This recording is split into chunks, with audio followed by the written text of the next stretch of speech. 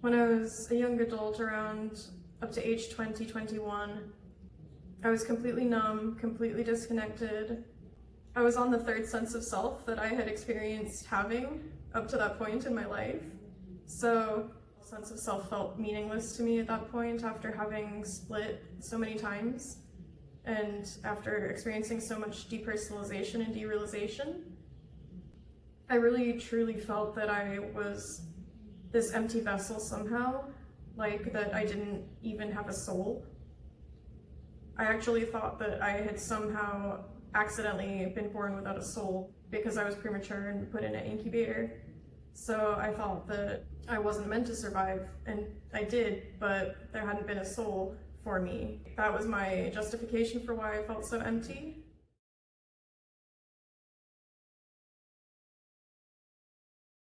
I became a lot more aware of the other parts inside my head beyond just my protector Winter. I would hear tons of kids and tons of teenagers and some adults, including my inner child self, Sam, that I had disconnected from when I was 7. I could hear her talking. When I would do the self-destructive coping skills that were compelled by the malevolent protectors, I would hear this part Sam inside my head saying, "Why do we have to do this?" and telling me not to, telling me to take care of myself instead. She would be very sad when I would do self-destructive things, and it gave me more of a sense of actually neglecting a child when I was neglecting myself. So this helped me to learn to start trying to take care of myself better, realizing that she was there. I really think that this helped me in my young adulthood to stay alive, knowing that there was this child part inside that needed somebody to take care of them. Even though in the past I wasn't aware of how to take care of myself and the disconnected parts as well, this is when I first started really trying to. Thankfully, when I was 21, I was able to go to very good treatment. I had a really severe eating disorder, and I ended up going into inpatient treatment. And then I stayed at that treatment facility doing a partial hospitalization program and a intensive outpatient hospitalization program. This not only helped me to recover from my eating disorder, but actually helped me finally realize what was going on with me. First, I was properly diagnosed as having CPTSD, and from that point onward, everything started making more sense to me.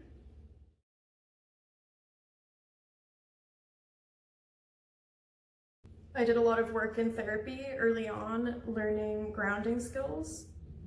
I started off feeling extremely disconnected from myself and my emotions, and I was basically dissociated all the time. I did a lot of using your different senses to get into your body and to feel connected to the world around you. I find holding something heavy in my hands to be very grounding, like a stress ball.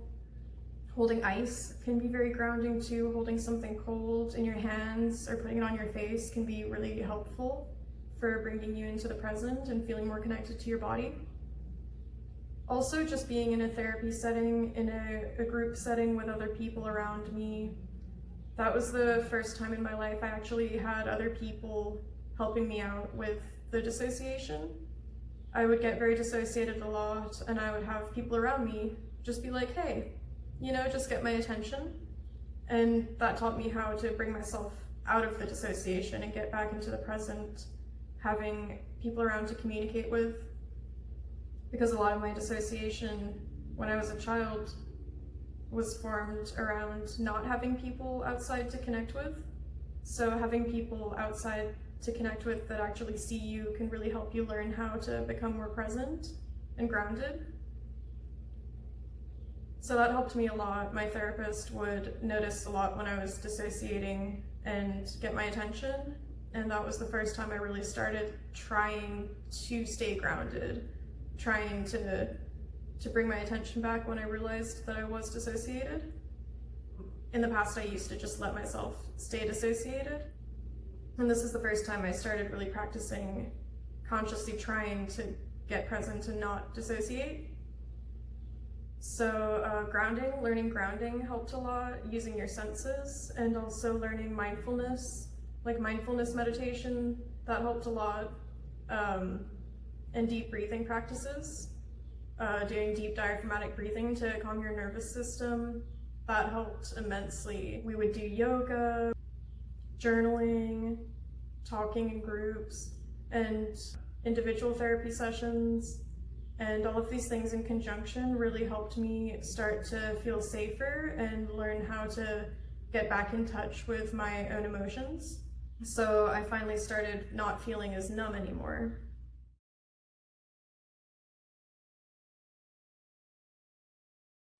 Around this time, I remember telling my therapist that I felt like I had no sense of self, and I asked if that was possible. And this is when they told me that I could create my own sense of self. Before, I believed that I had to go for the rest of my life just feeling like this ghost, feeling like I was soulless or empty somehow. And it was really revelatory to be told that I could consciously construct a sense of self. I know that's something that a lot of people just do naturally and they don't really have to think about it, but it was different for me because I'd been so dissociated for so long. This entailed learning to identify what I like, what I dislike.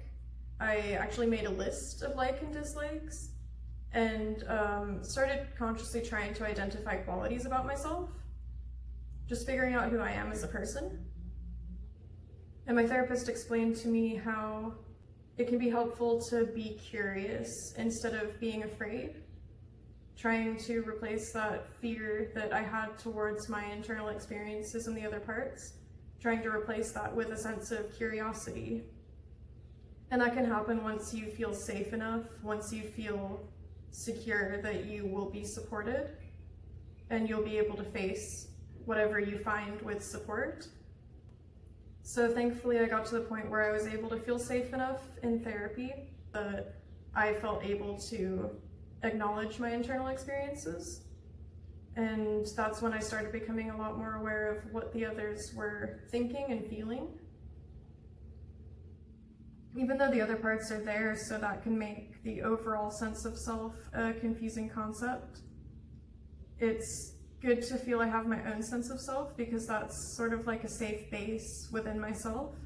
And even when I'm affected by the other parts, I know that I still exist.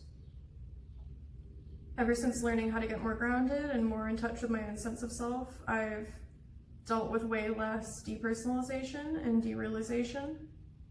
It used to be really severe and basically constant, and now it's more episodic and not as severe when it happens. So overall, I feel a lot more grounded and connected to the outside world and my sense of self.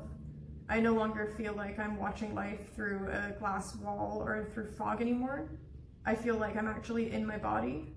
And now that I'm more grounded and connected in my body again, I've started being able to feel emotions through my body, and I can pick up on the other parts' emotions through my body as well sometimes. So overall, I've seen a lot of progress.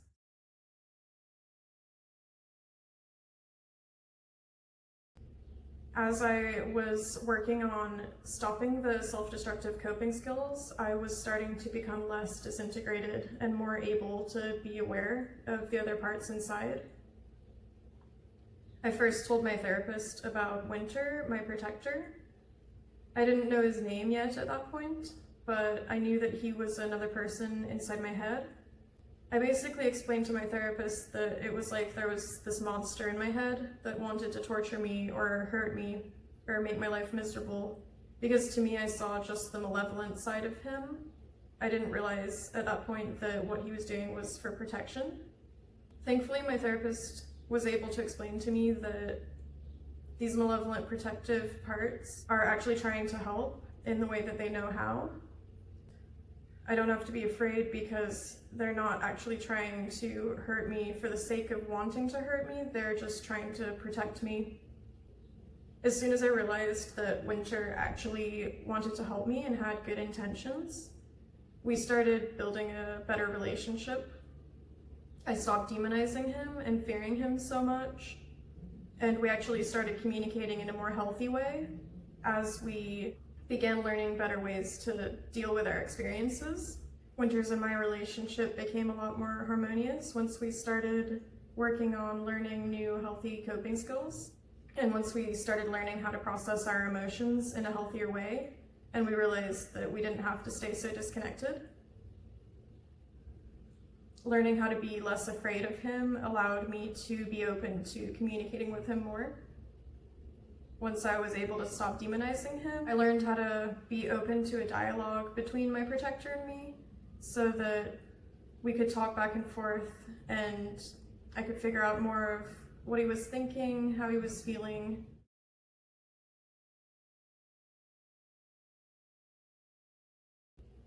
Then I shared with my therapist about hearing a lot of other voices inside my head talking to each other.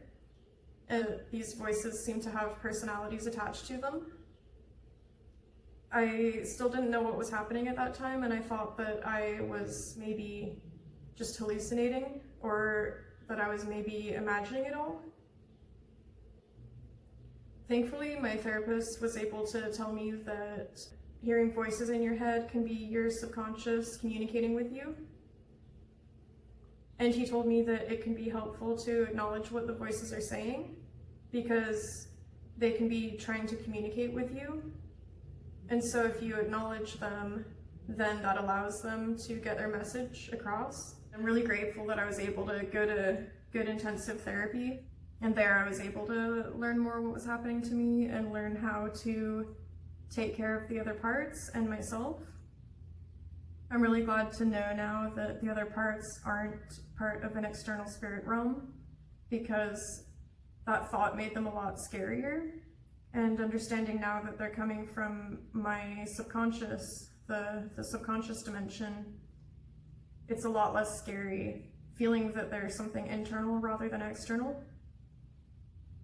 It's really relieving being confused for so long and then finally not being confused anymore.